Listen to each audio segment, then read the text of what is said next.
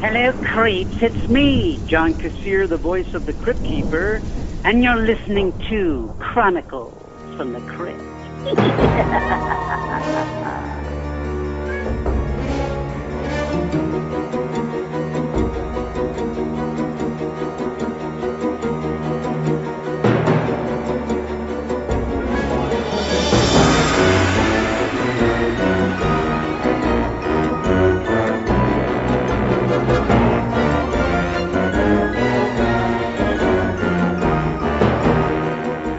I'm Casualty Chris. And this is Father Malone. And we are the hosts of Chronicles from the Crypt, a twice-a-month look at the horror anthology series Tales from the Crypt that originally aired on HBO in the late 80s and early 90s, when HBO was putting on shows that were good. Oh, they still do. Yeah, Chernobyl was good. There you go. Now, on each episode of this podcast, we're going to be covering 2 episodes of the television series Tales from the Crypt. And in between seasons, we do bonus episodes about movies that are related to Tales, and we're going to be talking about... Man, we've been talking about these children's game show and cartoon forever. Yeah, if you are sticking around waiting, if you're sticking around waiting for that, that is still a ways off. Just still a ways off. Sorry. But it is. I don't know if anyone's actively sitting here saying, I can't wait to hear them talk about that shitty children's game show. In fact, here's what I think we ought to do. We ought to talk about it in one of our other bonus episodes and just, I think what we have to say about those shows is probably like 10 minutes worth of material. Well, yeah, because let's be honest, it's almost impossible to find the TV show game show. I mean, it's on YouTube. Real hard. It's on YouTube, but like that, there's not much of it on YouTube. Unlike the cartoon, which seems to be like pretty easy to find, because I think the entire cartoon is on YouTube. Yeah. So I'm sure the cartoon is available on DVD or something, whereas I don't think, the game show will be. Can we talk about something real quick about this show and getting released? This show has yet to be released on Blu-ray. Really? Mm-hmm. That's kind of shocking. Is it? HBO kind of dropped the ball. I think it's probably a licensing issue. Yeah, maybe. But this show has yet to be released on Blu-ray, and I mean, I own the complete show on DVD. I know you do. If you're a fan of the show, you own it, but it leaves something to be desired, because the quality is not great. No, the quality's not great, and they were made at a time when everyone thought, you've got to have these hilarious bumpers in between episodes of The Crypt Keeper saying the same thing over and over again. Like, you leave it on accidentally for any length of time and you want to, like, smash your DVD player. Yeah. So what I'm saying is HBO needs to get off their asses and release the Blu-rays, because we as fans want to see it. I know that in the fan community, that's like one of the biggest things that all the fans have been asking for is a Blu-ray release of the show. Come on, HBO. You stunk up the airwaves with Game of Thrones. Do something useful with your time and release this show on Blu-ray, please. However, we should investigate why it's not available. I assume it's a licensing thing, but yeah, we should. It's got to be. Yeah, it has to. I mean, those guys. I'm guessing the powerhouse team of producers somehow actually own the show. I bet HBO has very little stake in it, which would preclude them from wanting to continue to line the pockets of other people. Yeah, I think it's probably a Gaines family thing as well, right? They don't seem to be. Yeah, I don't know. I mean, they don't seem the easiest to work with. Like, when DVDs hit, like, there had to be a whole, like, renegotiation, like, across the board with everyone involved with a film, because they weren't expecting that. Or, like, when it came to digital, like, I think the digital thing was the actual thing. Like, because there had been home video before. So, who knows, like, where the licensing ended up with. Yeah. But we can't do anything about it now. We'll find an answer. Let's call someone and ask. Let's call HBO and ask them, or email them and just ask. Because I'm sure someone would give us an answer. I bet they would. Yeah. But let's not talk about that right now. Let's talk about Season 3, Episode 9 and 10, Undertaking Palor and Mournin Mess. Quiet on the set! Deathly quiet. Fond felicitations, fiends, and welcome to the Crypt. Tonight's sordid saga is about a couple of kids with time to kill. See, they're just dying to get into the horror movie business. And if they're lucky, that's exactly what'll happen to them. Lights! Camera! Action!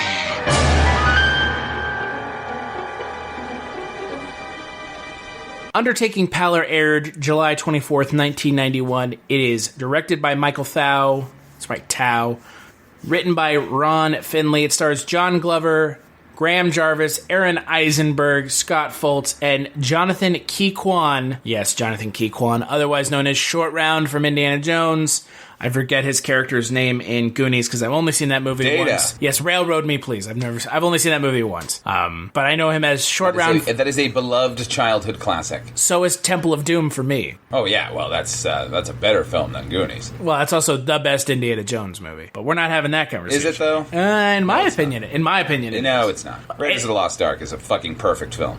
Temple of Doom better encapsulates the pulp, the tribute to pulp that the series claims to be. It's certainly more exotic than Raiders. Exactly. But anyways, we're not here to talk about our feelings on Indiana Jones. I'm sure we could get into a whole thing about that. Oh yeah. What did you think of this episode? Garbage. Yeah, it's really not good. And it's too bad because I love John Glover. I mean, he is a fantastic actor in everything I've seen. He really is. Yeah. Daniel Clamp in Gremlins 2, like, oh my God, he's so good. Yeah. And, he's Lionel Luthor for the run of Smallville.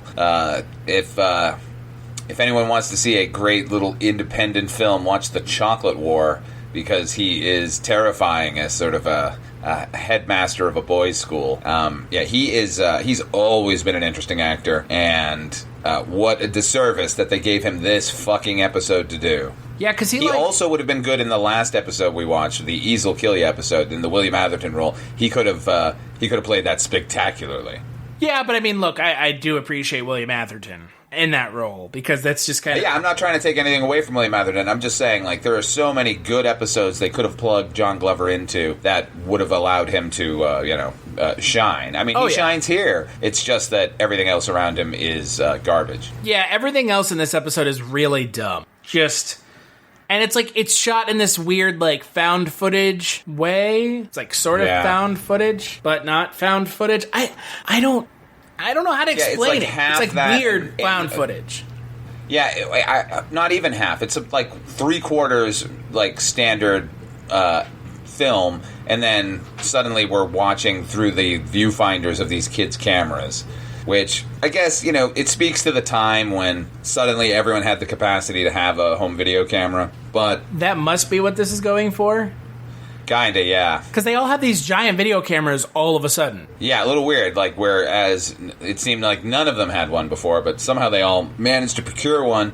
And not only that, they do something in this episode that drives me fucking crazy in any found footage thing, which is they're involved in a task but still filming it at the same time. Because no one would do that. Like, they're ransacking his desk at one point, and it's just a hand reaching into the frame and throwing shit. Like, get out of here. It's like that entire movie Cloverfield. I kept saying, put down the fucking camera and run.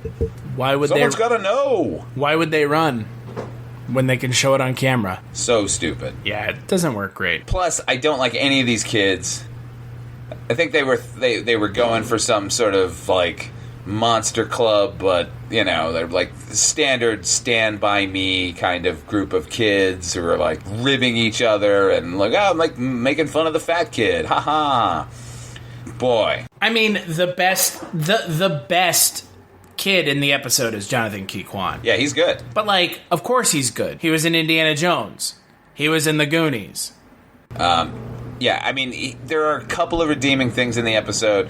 I think the gore quotient was pretty good with the fake embalming machine that they created for it, with all the gore sort of like slapping up against the glass. I thought that was pretty gruesome. Did you happen to notice that this episode featured the return of Zemeckis Pizza? I did.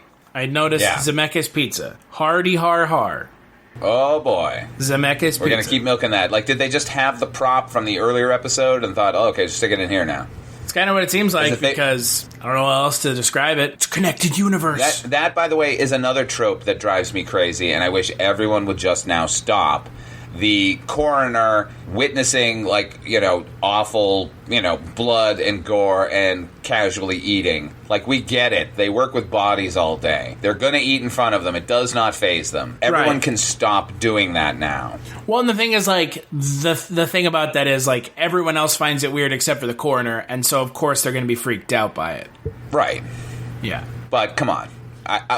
It's low hanging with fruit. a coroner scene that doesn't feature them like eating a sandwich and then like putting it on the corpse or something. Like, I'm so casual about this. This is just what I do for a living. We get it. Yeah, it's a little bit tropey, right? Yeah, man. Like it's a trope that has reached its fruition. They've reached the top of that mountain. Stop doing it now, please. And, you know, when we talk about John Glover in this episode, like you said, he's really underserved because he's not much of a villain, right? Yeah, I mean, they kind of make him a little bit not so pleasant with the bodies, I guess. And he is a murderer. I mean, at least by proxy.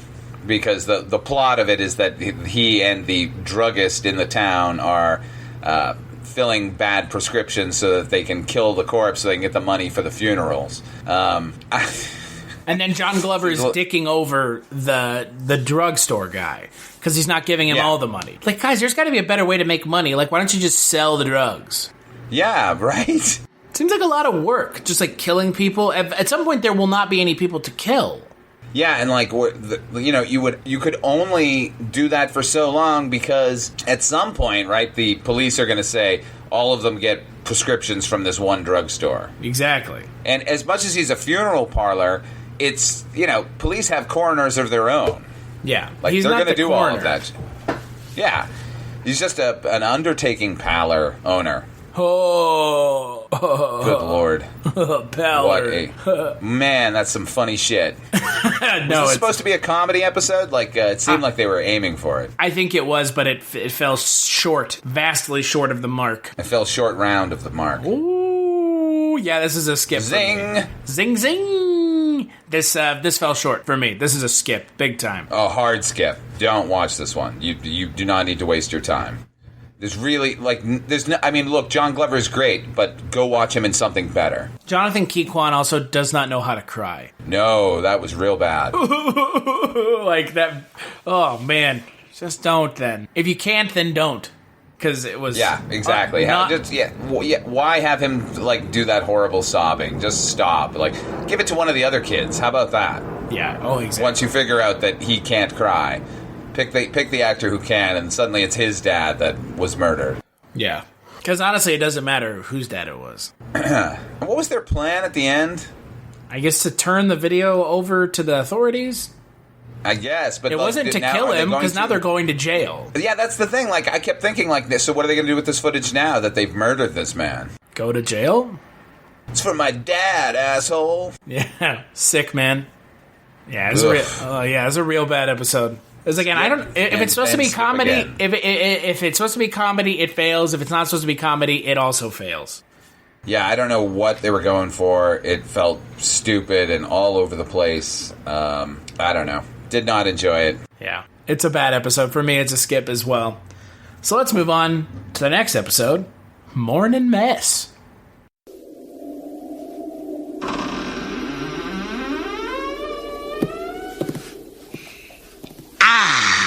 There you are. You're just in time. I'm trying out a few recipes for my new Betty Croker cookbook. I hope you like shish kebab. Damn! It isn't ready yet. Bob's still moving. Tonight's foul feast will begin with mashed potatoes, then move on to some shrieking duck, and finish with a nice kielbasa. I call this tasty tidbit Mournin Mess.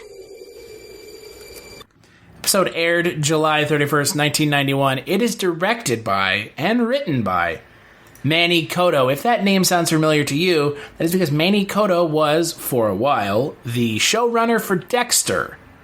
That is a thing that happened. Yeah. I think he was the showrunner when the show was actually good. I think so too. I think a lot of what Manny Coto has done since then has been good. However, Mournin Mess. Yeah. No, Manny Coto was the showrunner after the show was bad. Oh, okay. Like during the bad. Yeah, during the bad. So like what? season 6 or 7 or something? Well, remember season 8, episode 12? Yeah, he was a producer on that. So he is Manny Cotto produced Dexter from season 5 until season 8, I believe. Right, but was he the showrunner for all those years, or was he just like when you're a staff writer on something, after a year or two you get a producer credit? No, he was the showrunner.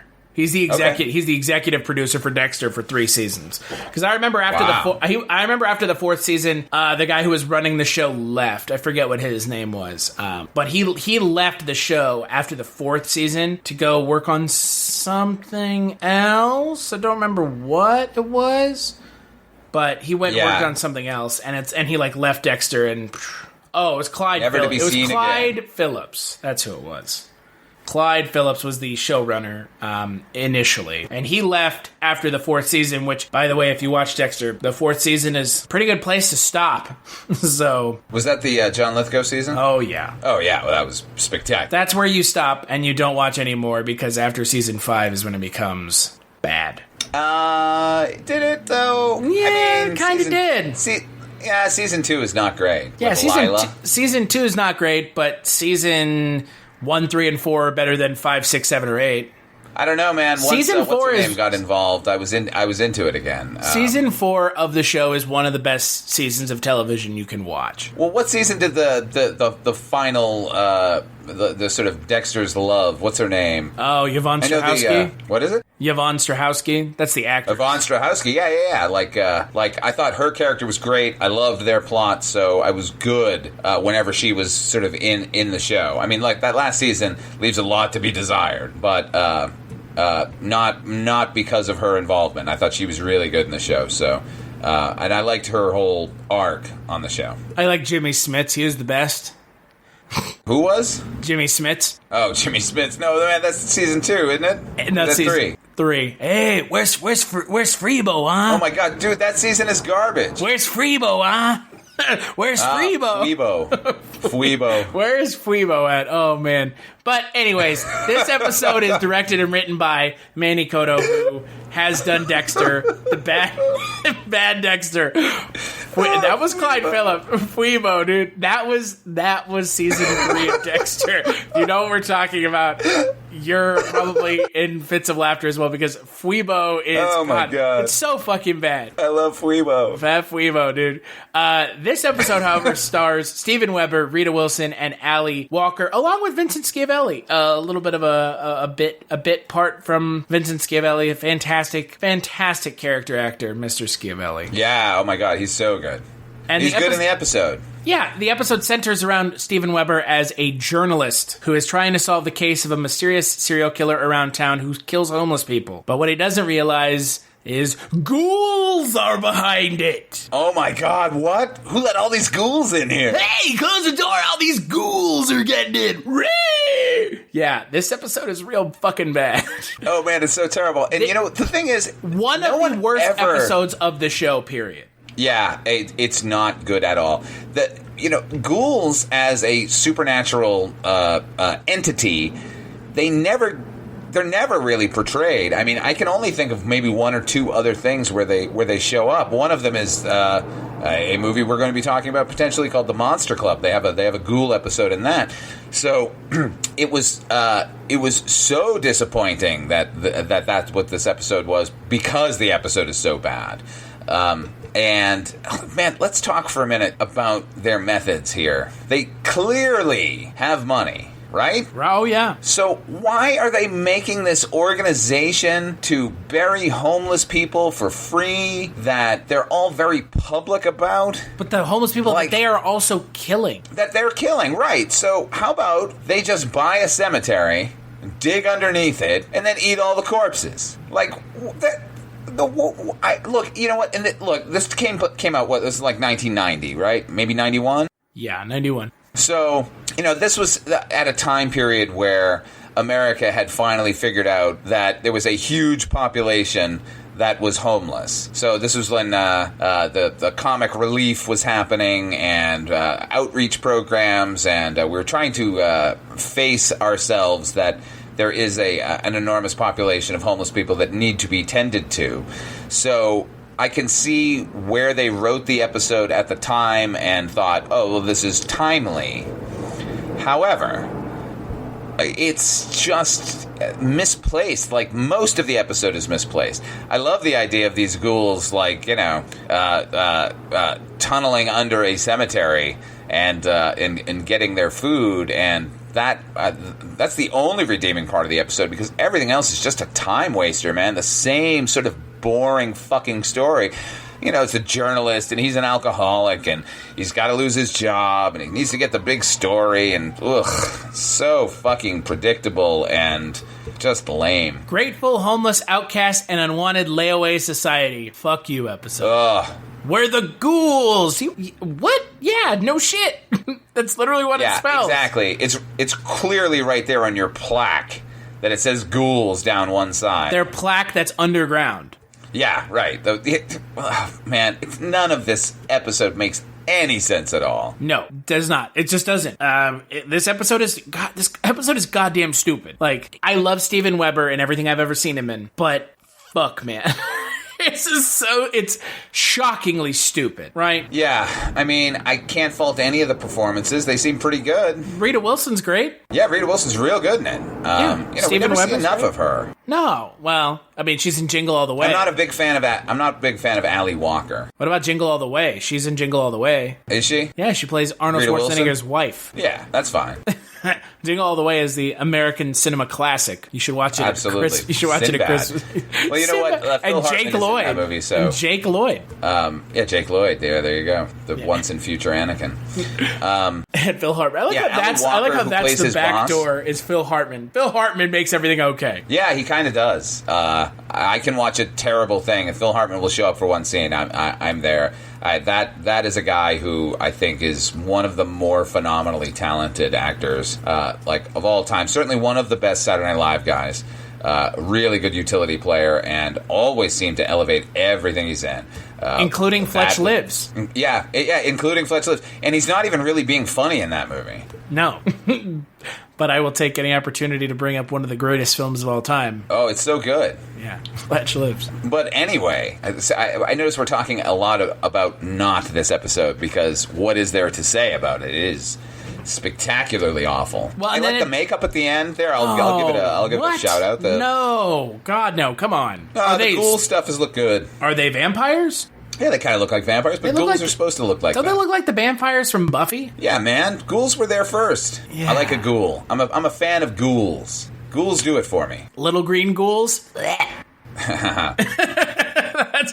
all I can think of when I think of ghouls is It's Always Sunny in Philadelphia. And Charlie's just going, little green ghouls? And he's like making that noise. I can't take ghouls seriously. And I can't take this episode seriously because, again, it's another episode where they treat the audience like fucking idiots. They really do. I mean, don't show me that plaque that clearly spells out ghoul. You're good enough to eat. Yeah, I bet Rita Wilson's not going to eat him at the end of the episode. Oh, well, it could not possibly happen. While they're having sex, she's like biting him, like, hey, foreshadowing, y'all. Yeah. Not good. No. Just, wow. A waste of celluloid. Well, let me ask you this. Yeah. What did you think about Steven Weber getting his fucking ear ripped off? That was fucking gnarly. Yeah, he's just like, I'm dying because I can die from my ear being ripped off. Yeah, oh my God. He was a little overwrought there at the end, but then... I often sometimes or think about, when people get wounded in a film or a TV show, like, their reactions are not commensurate with their wound. Like, they just kind of keep going. But if you were to have your ear ripped off, I imagine you'd probably be acting just like Steven Weber in this. Yeah, it's like, I'm fucking dying. And then they, like, dip his ear in the thing and eat it. Ugh. Yeah, it was good. But, I did like that moment. But at the same time, here's the thing about ghouls. They eat decaying flesh. That's why it makes sense that they're, like, digging under the cemetery and taking the bodies. So ripping the ear off and then just chowing down on it, that's more cannibalism. What is they're ghoul? Carrion eaters is what they are. Carrion death? Yeah. What Exactly. What is a ghoul? A ghoul is a creature that feeds on decaying corpses. Was that just like a monster? Yeah, it's just there's a technical like there's a technical term for this. Yeah, that is specifically what a ghoul is supposed to be. People throw it around a lot, ghoulish and that kind of thing. But If you were to talk about a mythological creature that is a ghoul, that's what they are. They're like cemetery dwellers that come out at night and feast on the rotting meat of corpses. I don't know what their lifespan is. I don't know if they have any other powers than that, but that is ultimately what they are. And they are very similar in look to what we got from this episode. Just bald-headed monsters with weird bad teeth? Yeah, basically. I didn't know that was like an actual thing. Like, I didn't know that there was such a thing as a ghoul. So yeah, definitely. You learn something new every day. There you go. And ghouls were done a disservice in this episode. But they're grateful, homeless, outcasts, and unwanted layaway society. Jesus. really stretched for that one. Everyone... Manny Cotto patted himself on the back. He was just like, he was sitting in that writer's room like, this is a good one. Yeah. Like, oh, God. Somebody come and high-five me. Yeah. Pat me on my back, please. Don't break your arm from patting yourself on the back so hard. Yeah, this is a skip from me, for sure.